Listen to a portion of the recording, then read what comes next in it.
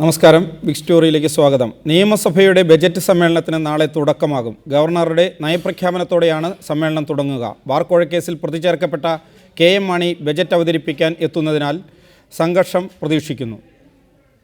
Justice P Sadasivam ഗവർണറായതിനു ശേഷമുള്ള ആദ്യ നയപ്രഖ്യാപനമാണ് നാളെ നടക്കുക. എന്നാൽ നയപ്രഖ്യാപന പ്രസംഗത്തിനും അപ്പുറം സഭ പ്രക്ഷുബ്ധമാകാൻ ഇത്തവണ വിഷയങ്ങൾ നിരവധിയുണ്ട്. ബാർക്കോഴ കേസിൽ പ്രതിയേർക്കപ്പെട്ട ധനമന്ത്രിക്കെതിരായ പ്രതിപക്ഷ നീക്കമാകും ഇത്തവണ സമ്മേളനത്തെ പിടിച്ചുലയ്ക്കുക. 13ാം നിയമസഭയുടെ 13ാം സമ്മേളനത്തിൽ തന്റെ 13ാമത് ബജറ്റ് അവതരിപ്പിക്കാൻ മാർച്ച് 13-ന് KM മാണിയെ പ്രതിപക്ഷം അനുവദിക്കുമോ എന്നതാണ് രാഷ്ട്രീയ കേരളം ഉറ്റുനോക്കുന്നത്. KM മാണി ബജറ്റ് അവതരിപ്പിക്കുന്നത് തടയാൻ പ്രതിപക്ഷം തീരുമാനിച്ചാൽ സഭ സംഘർഷഭരിതമാക്കും.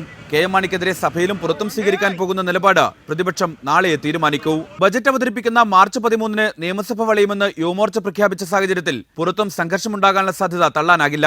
ബാർക്കോഴ കേസിന് പുറമെ സഭയിൽ സർക്കാരിനെതിരെ ആഞ്ഞടിക്കാൻ പ്രതിപക്ഷത്തിന് ആയുധങ്ങൾ ഏറെയുണ്ട്. ചന്ദ്രബോസ് കൊലക്കേസ് അട്ടിമറിക്കാൻ സർക്കാർ ശ്രമിച്ചുവെന്ന ആരോപണം സഭയിലെത്തിക്കാൻ പ്രതിപക്ഷം ശ്രമിക്കും. സമ്മേളന തലേദിനം ചീഫ് വിപ്പ് ഉയർത്തിയ ആരോപണം സർക്കാരിനെ പ്രതിരോധത്തിലാക്കുന്നതാണ്. ദേശീയ ഗെയിംസ് അഴിമതി, പാറ്റൂർ കേസിലെ വിജിലൻസ് റിപ്പോർട്ട് തുടങ്ങിയവ ഉയർത്തി സർക്കാരിനെതിരെ ആഞ്ഞടിക്കാൻ പ്രതിപക്ഷം കാത്തുനിൽക്കുന്നുണ്ട്. നെൽസംഭരണത്തിലെ കുടിശ്ശിക, നിർമ്മാണ മേഖലയിലെ പ്രതിസന്ധി, സർക്കാർ ആശുപത്രികളിലെ മരുന്നുക്ഷാമം തുടങ്ങിയ ജനകീയ വിഷയങ്ങളും സഭയിലെത്തിക്കാനും പ്രതിപക്ഷം ആലോചിക്കുന്നു. അതേസമയം CPIM സംസ്ഥാന സമ്മേളനത്തോടനുബന്ധിച്ചുണ്ടായ സംഭവവികാസങ്ങൾ ഭരണപക്ഷവും ആയുധമാക്കും. VS-നെ ഒറ്റപ്പെടുത്തി ഔദ്യോഗിക പക്ഷം നടത്തിയ നീക്കങ്ങൾ സഭയിലും പ്രതിഫലിക്കും. VS-ന്റെ സഭയിലെ നീക്കങ്ങളും പ്രധാനമാണ്. VS ഉന്നയിച്ച വിഷയങ്ങൾ ചർച്ച ചെയ്യുന്ന PB സമ്മേളനകാലത്തായതിനാൽ CPIM രാഷ്ട്രീയം ഈ നിയമസഭാ സമ്മേളനത്തിൽ തന്നെ മാറിമറിയുമോ എന്ന ആശങ്കയും രാഷ്ട്രീയ കേന്ദ്രങ്ങൾക്കുണ്ട്. റിപ്പോർട്ടർ, തിരുവനന്തപുരം. ഈ വിഷയമാണ് ഇന്ന് ബിഗ് സ്റ്റോറി ചർച്ച ചെയ്യുന്നത്. Kerala Congress B chairman Shri R Balakrishna Pillai, CPIM സംസ്ഥാന സെക്രട്ടേറിയറ്റ് അംഗം ശ്രീ ആനത്തലവട്ടം ആനന്ദൻ, കോൺഗ്രസ് നേതാവ് Shri Sunny Joseph MLA, Kerala Congress M general secretary Shri Antony Raju എന്നിവരാണ് ഇപ്പോൾ ഈ ചർച്ചയിൽ പങ്കെടുക്കുന്നത്. ശ്രീ R ബാലകൃഷ്ണപിള്ള, പ്രതിപക്ഷം അഴിമതി മുൻനിർത്തി UDF സർക്കാരിനെതിരെ ശക്തമായ പ്രക്ഷോഭത്തിന് ഒരുങ്ങുകയാണ്. അതിനെ ഒറ്റക്കെട്ടായി നേരിടാൻ പ്രാപ്തമാണോ UDF?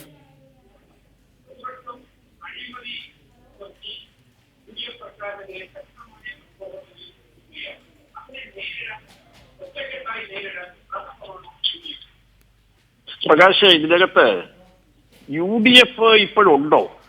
UDF ഇല്ലല്ലോ. ഒന്ന്, നേരിടാൻ കഴിയുമോ എന്നുള്ളത് ഒന്നിച്ചു നിൽക്കുന്ന ഒരു UDF-നാണെങ്കിൽ കുറെയൊക്കെ പിടിച്ചു വെക്കാമായിരുന്നു. പക്ഷെ ഇല്ലല്ലോ. മാത്രമല്ല, നമ്മുടെ സംസ്ഥാനത്തെ അരിയാഹാരം കഴിക്കുന്ന മുഴുവൻ ജനങ്ങൾക്കും അഴിമതിയുടെ കാര്യത്തിൽ വിട്ടുവീഴ്ച ഇല്ലാതെ ഏത് രാഷ്ട്രീയ കക്ഷി സമരം നടത്തിയാലും അവരുടെ പിന്തുണ കിട്ടും. അത് ഈ രാജ്യത്തെ മതാധ്യക്ഷന്മാരുൾപ്പെടെയുള്ളവരുടെ പിന്തുണ കിട്ടും. ഇതിന് സംശയമൊന്നും വേണ്ട. അഴിമതി ആരോപണം UDF യോഗത്തിൽ ഉന്നയിച്ചയാളാണ് ഞാൻ. എഴുതി കൊടുക്കാൻ മുഖ്യമന്ത്രിയും UDF-ലെ മറ്റ് നേതാക്കന്മാരും പറഞ്ഞതനുസരിച്ച് 3 ആരോപണം എഴുതി കൊടുത്ത ആളാണ് ഞാൻ. ആരോപണം കിട്ടിയെന്നൊരു മറുപടി പോലും തന്നിട്ടില്ല. 960 നിയമസഭ വന്നതാണ്. ഇതിലൊക്കെ എത്രയോ നിസ്സാരമായ ആരോപണങ്ങൾ വന്നപ്പോഴൊക്കെ അന്വേഷണം നടന്നിട്ടുണ്ട്. സംശയമില്ലാത്ത കാര്യമാണ്. ഇത് നേരിടാൻ കഴിയുമോ എന്ന് ചോദിച്ചാൽ എന്റെ വിശ്വാസം ഭരണകക്ഷിയിലുള്ള അംഗങ്ങൾക്ക് പോലും ഇത് നേരിടാൻ മനോവിഷമം ഉണ്ടാവും. കാരണം ആത്മാർത്ഥമായി ഇതിനെ എതിർക്കാൻ കഴിയാത്ത സാഹചര്യങ്ങൾ ധാരാളം നമ്മുടെ മുമ്പിലുണ്ട്. പിന്നെ പ്രതിപക്ഷം കൊടുത്തിരിക്കുന്ന കേസുകൾ തന്നെയില്ലേ കോടതിയിൽ, അന്വേഷിക്കാൻ തയ്യാറാകുന്നില്ലല്ലോ. ഇവിടെ ഏറ്റവും അവസാനമായി ഇന്നിപ്പോ പത്രത്തിൽ നിങ്ങളുടെ TV ഉൾപ്പെടെ വന്നത് CBI അന്വേഷണം തുടങ്ങിയതല്ലേ ഇവിടുത്തെ ഈ നാഷണൽ ഗെയിംസ് നിയമപ്രകാരം ഉറപ്പിക്കാമെന്നാണ് എന്റെ വിശ്വാസം. അപ്പൊ വളരെ ബുദ്ധിമുട്ടുള്ള ഒരു സാഹചര്യത്തിലാണ്. ഞങ്ങൾക്ക് ഈ മുന്നണിയുമായി യാതൊരു ബന്ധവും ഇല്ലെന്നറിയാമല്ലോ. ഞങ്ങളിപ്പോ ഇന്നെടുത്തിരിക്കുന്ന തീരുമാനം നിയമസഭയിൽ പാർലമെന്ററി പാർട്ടിയിൽ അംഗമല്ലാത്ത ഞങ്ങളുടെ MLA അംഗമല്ലാതാക്കി അത് തന്നെയാണല്ലോ. ഞങ്ങളുടെ ഈ നിയമസഭയില് ഇപ്പൊ ഇതുവരെ എടുത്തിരിക്കുന്ന തീരുമാനം നിഷ്പക്ഷത പുലർത്തുക എന്നാണ്. ഞങ്ങൾ അവിടെ ഇവിടെ ഒന്നും ഇപ്പോൾ വോട്ട് ചെയ്യുന്നില്ല. ഞങ്ങൾ നിഷ്പക്ഷമായിട്ട് നിൽക്കുകയാണ്. ഗവർണറുടെ പ്രസംഗത്തിന് മാണിയുടെ പ്രസംഗം ഉണ്ടെങ്കിൽ അതിനും ഒക്കെ നിൽക്കും. നാളെ ഒരു മാറ്റം വരുമോ പറയാൻ ഒക്കില്ല. ഇപ്പോ ഞങ്ങൾ UDF-ൽ ഇല്ലല്ലോ. UDF ഇല്ലാത്ത ഞങ്ങളുടെ വോട്ട് ചെയ്യണ്ടല്ലോ. ഞങ്ങളുടെ നിഷ്പക്ഷതയാണ് ഇപ്പോൾ എടുക്കാൻ പോകുന്നത്. അതുകൊണ്ട് ഇത് മുന്നോട്ട് എങ്ങനെ പോകുമെന്നൊന്നും പറയാനില്ല. ശ്രീ ആർ ബാലകൃഷ്ണപിള്ള, കേരള കോൺഗ്രസ് ബി നിയമസഭയിൽ നിഷ്പക്ഷ നിലപാടെടുക്കുന്നു. UDF-നൊപ്പമില്ല, LDF-നൊപ്പമില്ല. പിന്നെ വസ്തുതകളുടെയും ഉയർന്നു വരുന്ന വിഷയങ്ങളുടെ അടിസ്ഥാനത്തിൽ എന്ത് നിലപാട് വേണം എന്നപ്പോൾ തീരുമാനിക്കും. കേരള കോൺഗ്രസ് എം ആകട്ടെ അഴിമതി ആരോപണം നേരിടുന്നു. RSP ഈ മുന്നണിയിൽ അസംതൃപ്തി രേഖപ്പെടുത്തിയിരിക്കുന്നു. അത് അസീസ് തന്നെ വാർത്താ സമ്മേളനത്തിൽ അറിയിച്ചു. മുന്നണിയുടെ പ്രവർത്തനത്തിൽ അസംതൃപ്തി. ജനതാദളാകട്ടെ LDF-ൽ നിന്ന് ഒരു ക്ഷണം വരാൻ കാത്തിരിക്കുകയാണ് അത് വിട്ടുപോകാൻ. കോൺഗ്രസിൻ്റെ ഭാഗത്ത് നിന്ന് അതിൻ്റെ യുവ MLA-മാരോട് സംസാരിക്കുമ്പോൾ അഴിമതിയെ സംരക്ഷിക്കേണ്ട ഒരു ബാധ്യത ഞങ്ങൾക്കില്ല എന്നാണ് അവർ പറയുന്നത്. അതനുസരിച്ച് ഒരു പ്രവർത്തനം അവരുടെ ഭാഗത്തുനിന്നുണ്ടാവില്ല. ഏതാണ്ട് നിങ്ങൾ പറയുന്ന നിഷ്പക്ഷതയ്ക്ക് തുല്യമായ ഒരു സമീപനമാണ് കോൺഗ്രസിലെ ഇപ്പോഴും ആദർശം ബാക്കി നിൽക്കുന്നു എന്ന് പറയുന്ന MLA-മാർ പറയുന്നത്. സർക്കാർ ചീഫ് PC ജോർജ് ആകട്ടെ നിയമസഭാ സമ്മേളനം നാളെ നടക്കാനിരിക്കെ DGP-യെ മുന്നിൽ നിർത്തി ഇപ്പോൾ ആരോപണങ്ങളൊന്നും തന്നെ ഇല്ലാത്ത രമേശ് ചെന്നിത്തലയ്ക്കെതിരെ നിസാം കേസുമായി ബന്ധപ്പെട്ട് ആ കേസിൽ കൊല ചെയ്തവർക്ക് വേണ്ടി പോലീസിനെ പ്രവർത്തിപ്പിച്ചു എന്ന നിലയിൽ ഒരു ആരോപണം ഉന്നയിക്കുന്നു. അത് കേട്ടപാടെ മുഖ്യമന്ത്രി ഇന്ന് PC ജോർജിനെ കാണാൻ വേണ്ടി വിളിക്കുന്നു. അദ്ദേഹം 9 മണിക്ക് എത്തുന്നു. അപ്പോൾ കോൺഗ്രസിലെ ഭിന്നത, UDF ഘടകകക്ഷികളുടെ ഭിന്നാഭിപ്രായങ്ങൾ, നേരിടുന്ന ആരോപണങ്ങൾ, എങ്ങനെ ഇതിനെ ജനങ്ങളെ ബോധ്യപ്പെടുത്തി നിയമസഭയിൽ മുന്നോട്ട് വയ്ക്കാൻ കഴിയും? ഇതിനകത്ത് പ്രകാശ് ഒരു കാര്യം ഞാൻ പറയാം. അതായത് ഈ മാണിക്കെതിരായിട്ടുള്ള ആരോപണം ഇന്നിപ്പോ കോടതിയുടെ മുമ്പിലിരിക്കുന്ന ഒരു കാര്യമായിട്ട് ഞാൻ അതിലേക്കൊന്നും കടക്കുന്നില്ല. അതിനകത്ത് ആഭ്യന്തര അഭിപ്രായം ഞാൻ പറഞ്ഞിട്ടുണ്ട്. കേസ് നിലവിലിരിക്കുമ്പോൾ ആഭ്യന്തരമന്ത്രിയും മുഖ്യമന്ത്രിയും ഉൾപ്പെടെയുള്ള UDF നിരപരാധിയാണെന്ന് പ്രഖ്യാപിച്ചത് ശരിയായില്ല എന്ന് നിയമം അറിയാവുന്ന ഒരാളെന്നുള്ളതിൽ ഞാൻ അന്ന് തന്നെ പറഞ്ഞുകൊണ്ട് അതിനപ്പുറത്തേക്കാൻ പോകുന്നില്ല. മാണി കുറ്റക്കാരനാണെങ്കിൽ കറക്റ്റ്. പക്ഷേ പല കാര്യങ്ങളിലും പ്രഥമ ദൃഷ്ടിയ അങ്ങനെ ചെയ്യേണ്ടതാണെന്ന് കോടതി പറഞ്ഞപ്പോൾ രാജിവെച്ച ആളാണ് ഞാൻ. അതാണ് പഴയ പഞ്ചാബ് മോഡൽ പ്രസംഗം എന്ന് പറയുന്നത്. അങ്ങനെ രാജിവെച്ച ആളാണ് ഒരു കോടതി. പക്ഷെ പിറ്റേന്ന് അതേ കോടതി പറഞ്ഞു ഞങ്ങൾ അങ്ങനെ പറഞ്ഞിട്ടില്ല രാജിവെക്കാനെന്ന് പറഞ്ഞു. പക്ഷെ ഞാൻ 11.5 മാസം വെളിയിൽ നിന്നിട്ട് തിരിച്ചു കയറിയ ആളാണ്. സുപ്രീം കോടതി വരെ പോയി. കോടതി എല്ലാം പറഞ്ഞു ഇത് ശരിയല്ല, മോശമായി പോയെന്ന് പറഞ്ഞു. പക്ഷെ അതിന് പരിഹാരമില്ലല്ലോ. ഞാൻ പറയേണ്ട പല ചോദ്യങ്ങളുടെ ഉത്തരം പ്രകാശ് തന്നെ പറഞ്ഞിട്ടുണ്ട്. അതിലേക്കൊന്നും ഞാനിപ്പോൾ കിടക്കുന്നില്ല. എനിക്ക് ബോധ്യമല്ലാത്ത കാര്യങ്ങളൊന്നും ഞാൻ പറയില്ല. പറയേണ്ടപ്പോൾ പറയാം. ഏതായാലും മാണിയുടെ പ്രവർത്തിട്ട് ഞാൻ ഘടകകക്ഷികളുടെ മന്ത്രിമാരെ പറ്റി ഞാൻ പറഞ്ഞ അഭിപ്രായങ്ങൾ കോൺഗ്രസ് തന്നെ KPCC-യിൽ പറഞ്ഞ് ആരും നിഷേധിച്ചിട്ടില്ല. ഘടകകക്ഷികളെ നിയന്ത്രിക്കുന്നതിൽ കോൺഗ്രസ് അഴിമതി കാര്യത്തിൽ പരാജയപ്പെട്ടുവെന്ന് KPCC എക്സിക്യൂട്ടീവാണ് പറഞ്ഞത്, ഞാനല്ല. അതല്ലേ ശരി? ആ എക്സിക്യൂട്ടീവിൽപ്പെട്ട മെമ്പർമാർക്കും കോൺഗ്രസിനും ഈ ഘടകകക്ഷികളിൽ ചിലര് കാണിക്കുന്ന അഴിമതിയും കാര്യങ്ങളും എങ്ങനെ പ്രതിരോധിക്കാൻ കഴിയും നിയമസഭയിൽ? കോൺഗ്രസ് തന്നെയല്ലേ പറഞ്ഞത്? കോൺഗ്രസ് തന്നെ പറഞ്ഞു ഘടകകക്ഷികളെ നിയന്ത്രിക്കണം, ഘടകകക്ഷികളുടെ അഴിമതി നിയന്ത്രിക്കണം എന്ന് പറഞ്ഞത് ഇന്ത്യൻ നാഷണൽ കോൺഗ്രസിന്റെ ഗവൺമെന്റിനെ നയിക്കുന്ന വിഭാഗമാണ്. അത് തന്നെയുള്ളൂ കാര്യം. ഈ കാര്യങ്ങളിൽ അന്വേഷണമോ കാര്യങ്ങളോ ഇല്ല. UDF-ന് നേതൃത്വം കൊടുത്തത് ഉണ്ടാക്കാൻ നേതൃത്വം കൊടുത്ത വ്യക്തമാണ്. താങ്കളിലേക്ക് തിരിച്ചെത്താം. ഒരു ശ്രീ സണ്ണി ജോസഫ്, ശ്രീ R ബാലകൃഷ്ണപിള്ളയുടെ പാർട്ടി നിയമസഭയിൽ നിഷ്പക്ഷ നിലപാടായിരിക്കും. അതിൽ താങ്കൾക്കറിയാമല്ലോ, ഗണേഷ് കുമാർ നേരത്തെ ചില പ്രവർത്തനങ്ങളിൽ, പൊതുമരാമത്ത് വകുപ്പുമായി ബന്ധപ്പെട്ട ചില പ്രവർത്തനങ്ങളിൽ ആരോപണം ഉന്നയിച്ചയാളാണ്. ഘടകകക്ഷികളെക്കുറിച്ച് കോൺഗ്രസിൻ്റെ അഭിപ്രായം എന്താണ് എന്ന് പുറത്തു വന്നതാണ്. ഇപ്പോൾ ആഭ്യന്തര വകുപ്പ് കൊലയാളിയെ സംരക്ഷിക്കുന്നു, അതിൻ്റെ ഏറ്റവും പ്രധാനപ്പെട്ടയാൾ DGP അതിനുവേണ്ടി പ്രവർത്തിക്കുന്നു എന്ന് PC ജോർജ് പറയുന്നു. സർക്കാർ ചീഫ് വിപ്പ് പറയുന്നു. KM മാണിയുമായി ബന്ധപ്പെട്ട ആക്ഷേപങ്ങൾ, സോളാർ വിവാദം. അപ്പോൾ ഇത്തരം ആരോപണങ്ങൾ ഉയർന്നിരിക്കെ ഘടകകക്ഷികൾക്ക് പോലും ഈ സർക്കാരിൻ്റെ പ്രവർത്തനങ്ങളിൽ പൂർണ്ണമായി ന്യായീകരിക്കാൻ കഴിയാത്ത അവസ്ഥയുണ്ടായിരിക്കെ ഘടകകക്ഷികളോട് കോൺഗ്രസ്സിന് പല കാര്യങ്ങളിലും അവരുടെ പ്രവർത്തനങ്ങളിൽ ഭിന്നത നിലനിൽക്കെ എങ്ങനെയാണ് നിയമസഭയിൽ പ്രതിപക്ഷം ഉയർത്തുന്ന ന്യായമായ കാര്യങ്ങൾ അതല്ല എന്ന് പറഞ്ഞ് പുറത്ത് ഇത്രയും നാൾ നടന്ന കാര്യങ്ങൾ മറച്ചു വയ്ക്കാൻ കഴിയുക?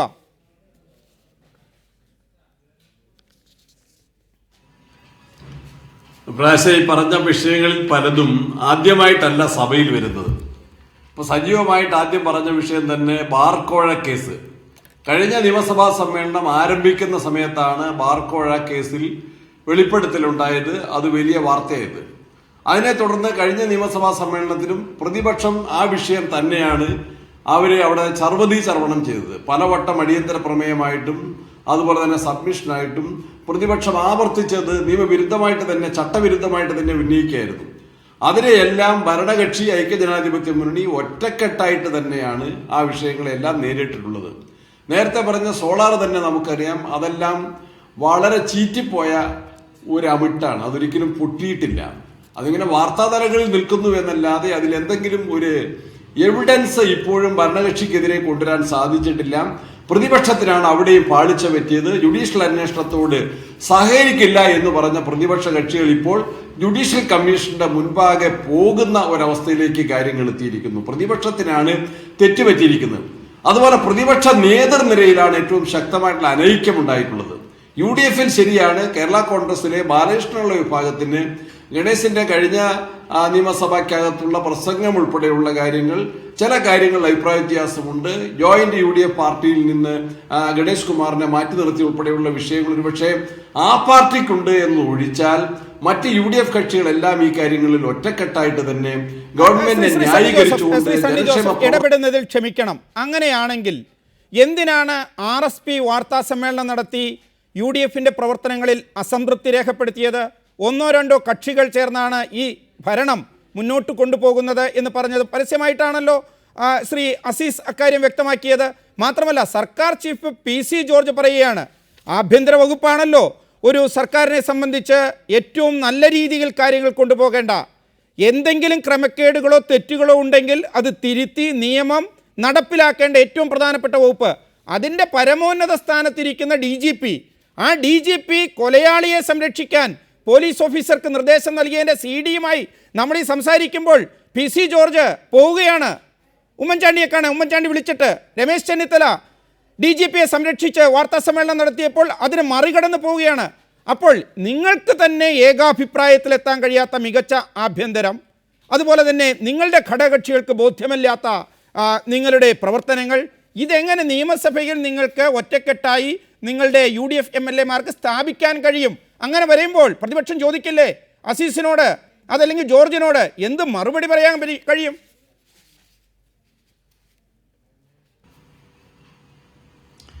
പ്രകാശ്, ഒരു ജനാധിപത്യത്തിന്റെ ഭാഗമായിട്ട് ഈ മുന്നണിക്കകത്തും വ്യത്യസ്ത അഭിപ്രായങ്ങളുള്ള പാർട്ടികളുണ്ട്. ഒറ്റ പാർട്ടിയല്ല. നമ്മുടെ രാഷ്ട്രീയത്തിൽ ഒരു പാർട്ടിക്കകത്ത് തന്നെ അഭിപ്രായ വ്യത്യാസമുണ്ട്. മാർക്സിസ്റ്റ് പാർട്ടിയുടെ സംസ്ഥാന സമ്മേളനത്തിൽ പ്രതിപക്ഷ നേതാവിന് ഇരിക്കാനും പങ്കെടുക്കാനും സാധിക്കാത്ത സാഹചര്യം ഉണ്ടായിട്ടുണ്ട്. CPI-യുടെ സമ്മേളനം ചേർന്നപ്പോൾ അതിലെ പ്രധാനപ്പെട്ട ചർച്ചാ വിഷയം മാർക്സിസ്റ്റ് പാർട്ടിയുടെ തെറ്റായ നയങ്ങൾക്കെതിരെയാണ്. അവർ നടത്തിയ സമരങ്ങളെല്ലാം അഡ്ജസ്റ്റ്മെന്റ് സമരമായിരുന്നു. മാർക്സിസ്റ്റ് പാർട്ടിക്കകത്തുള്ള ആഭ്യന്തര പ്രശ്നങ്ങളെ കുറിച്ചാണ് CPI വളരെ ഗൗരവത്തിൽ ആലോചിച്ചത്. ഈ അഭിപ്രായ വ്യത്യാസങ്ങൾ നിലനിൽക്കുമ്പോഴും പ്രതിപക്ഷ കക്ഷികൾ എന്ന നിലയിൽ അവർ പ്രതിപക്ഷ ഇടതുപക്ഷ മുന്നണിക്കകത്ത് അവർ പ്രവർത്തിക്കും. UDF-ന് ഞങ്ങളെല്ലാം ഇൻടാക്റ്റ് ആണെന്ന് ഞങ്ങൾ അവകാശപ്പെടുന്നില്ല. ഒരുപക്ഷെ ചില മൈനർ ആയിട്ടുള്ള ഇഷ്യൂസ് ഉണ്ടാകും. അതുപോലെ RSP പറഞ്ഞതും ആ നിലയിലാണ്. അവർ കറക്റ്റീവായിട്ടുള്ള ചില സജഷൻസ് പറഞ്ഞിട്ടുണ്ടാകും. എല്ലാവരുമായിട്ട് കൺസൾട്ടേഷൻ വേണമെന്നുള്ള പോസിറ്റീവായിട്ടുള്ള ചില നിർദ്ദേശങ്ങളെന്നല്ലാതെ ഒരു ഗുരുതരമായ അഭിപ്രായ വ്യത്യാസമോ അനൈക്യമോ UDF-ൽ ഇന്ന് പ്രകടമല്ല. ഞാൻ നേരത്തെ പറഞ്ഞ മൈനർ ആയിട്ടുള്ള ചില ഇഷ്യൂസ് ഒഴിച്ച് UDF കഴിഞ്ഞ നിയമസഭാ സമ്മേളനത്തിൽ ഈ ബാർക്കോഴ വിഷയം കൈകാര്യം ചെയ്തതുപോലെ തന്നെ, അല്ലെങ്കിൽ അതിന് മുൻപുള്ള സമ്മേളനങ്ങളിൽ സോളാർ കേസ് അഭിമുഖീകരിച്ചതുപോലെ തന്നെ, വിജയകരമായിട്ട് അതിനെ തരണം ചെയ്തതുപോലെ തന്നെ ഈ സഭാ സമ്മേളനത്തിലും ഈ രാഷ്ട്രീയ വിഷയങ്ങളെ കൈകാര്യം ചെയ്ത് MLA എന്ന നിലയിൽ നാളെ നിയമസഭയിൽ പങ്കെടുക്കുന്ന താങ്കളുടെ ആത്മവിശ്വാസം വളരെ നല്ലതാണ്. തിരിച്ചെത്താം. ശ്രീ ആന്റണി രാജു, ഇന്നലെ വരെ കേരളത്തിൽ ചർച്ച ചെയ്യപ്പെട്ടിരുന്ന ഏറ്റവും പ്രധാനപ്പെട്ട കാര്യം ഈ നിയമസഭാ സമ്മേളനത്തിൽ KM മാണിക്കെതിരായ ആക്ഷേപങ്ങൾ, അദ്ദേഹത്തിൻ്റെ ബജറ്റ് അവതരണം തടസ്സപ്പെടുത്തൽ, അദ്ദേഹം ബജറ്റ് വിൽപ്പന നടത്തിയെന്ന പ്രതിപക്ഷത്തിൻ്റെ ആരോപണം, ഇതെല്ലാം മുഖ്യ ചർച്ചാ വിഷയം ആകും എന്നായിരുന്നു. പക്ഷേ ഇന്നലെ വൈകുന്നേരം റിപ്പോർട്ടർ ചാനലിൻ്റെ എഡിറ്റേഴ്സ് അവറിലൂടെ PC ജോർജ് അതെല്ലാം തകർത്തു. PC ജോർജ് പറയുന്നത് ആഭ്യന്തര വകുപ്പിൽ എന്താണ് നടക്കുന്നത്? അപ്പോൾ KM മാണിയുടെ കാര്യത്തിൽ അദ്ദേഹത്തിനെതിരെ വിജിലൻസ് അന്വേഷണം മുന്നോട്ട് പോകുന്നു. ആ വിജിലൻസ് അന്വേഷണം ചിലപ്പോൾ 2-3 മാസത്തിനകം FIR അവസാനിപ്പിച്ച ചാർജ് ഷീറ്റ് നൽകിയേക്കാം. ആ രീതിയിലേക്ക് കാര്യങ്ങൾ നീങ്ങുമ്പോഴാണ് കേരള കോൺഗ്രസിൻ്റെ ഏറ്റവും പ്രധാനപ്പെട്ട മറ്റൊരു നേതാവ് ആഭ്യന്തര വകുപ്പിനെതിരെ ആരോപണവുമായി മുന്നോട്ട് വരുന്നത്. അതും നിയമസഭയിൽ ചർച്ച ചെയ്യപ്പെടും എന്നുറപ്പാണ്. കാരണം പിണറായി വിജയനും അതുപോലെ തന്നെ കോടിയേരി ബാലകൃഷ്ണനും ജോർജിനുമിൻ്റെ ആരോപണങ്ങൾക്ക് നടപടി ആവശ്യപ്പെട്ടിരിക്കുന്നു. അപ്പോൾ നിങ്ങളെല്ലാവരും കൂട്ടത്തോടെ മുങ്ങുന്ന അല്ലെങ്കിൽ പരസ്പരം ചെളിവാരി എറിയുന്ന ആ ഒരവസ്ഥയിലേക്കാണോ കാര്യങ്ങൾ നീങ്ങുന്നത്?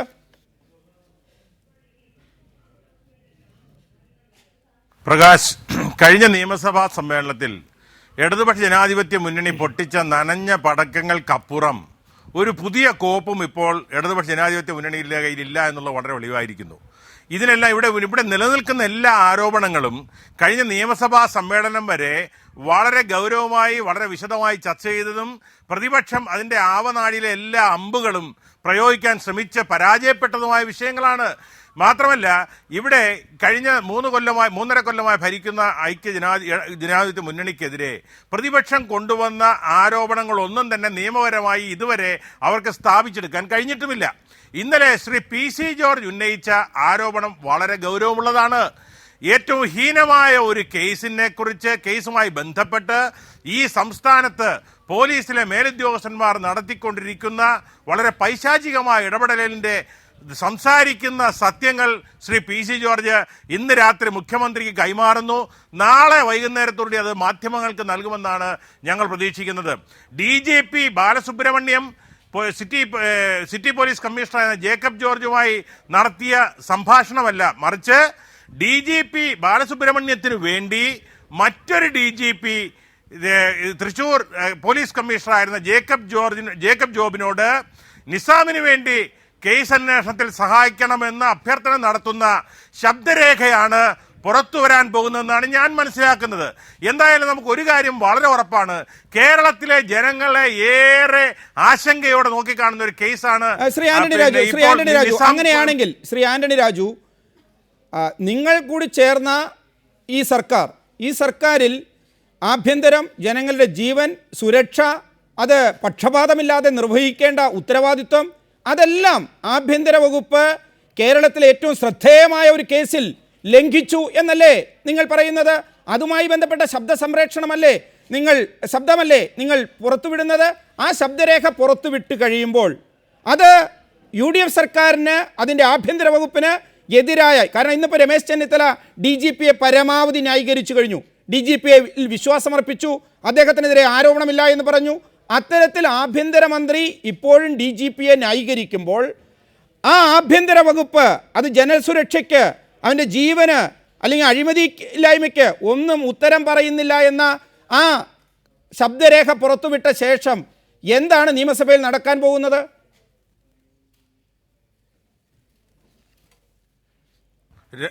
ആഭ്യന്തര വകുപ്പ് രമേശ് ചെന്നിത്തലയെ സമയത്തോളം ഈ നിമിഷം വരെ അദ്ദേഹത്തിന് DGPയെ തള്ളിപ്പറയേണ്ട കാര്യമില്ല. കാരണം ശ്രീ PC ജോർജിന്റെ തെളിവുകൾ പുറത്തു വരുമ്പോൾ, അത് വിശ്വാസയോഗ്യമായി എന്ന് ബോധ്യപ്പെടുമ്പോൾ, സമൂഹത്തിനും ആഭ്യന്തരമന്ത്രിക്കും ബോധ്യപ്പെടുമ്പോൾ അല്ലാതെ ആഭ്യന്തര വകുപ്പ് മന്ത്രിക്ക് ശ്രീ DGPയെ തള്ളിപ്പറയേണ്ട കാര്യമില്ല. പക്ഷെ ഞാൻ മനസ്സിലാക്കുന്നത് ഇന്ന് മുഖ്യമന്ത്രിക്ക് മാത്രമല്ല ആഭ്യന്തര വകുപ്പ് മന്ത്രിക്കും ശ്രീ PC ജോർജ് CD-യുടെ കോപ്പികൾ കൊടുക്കുകയാണ്.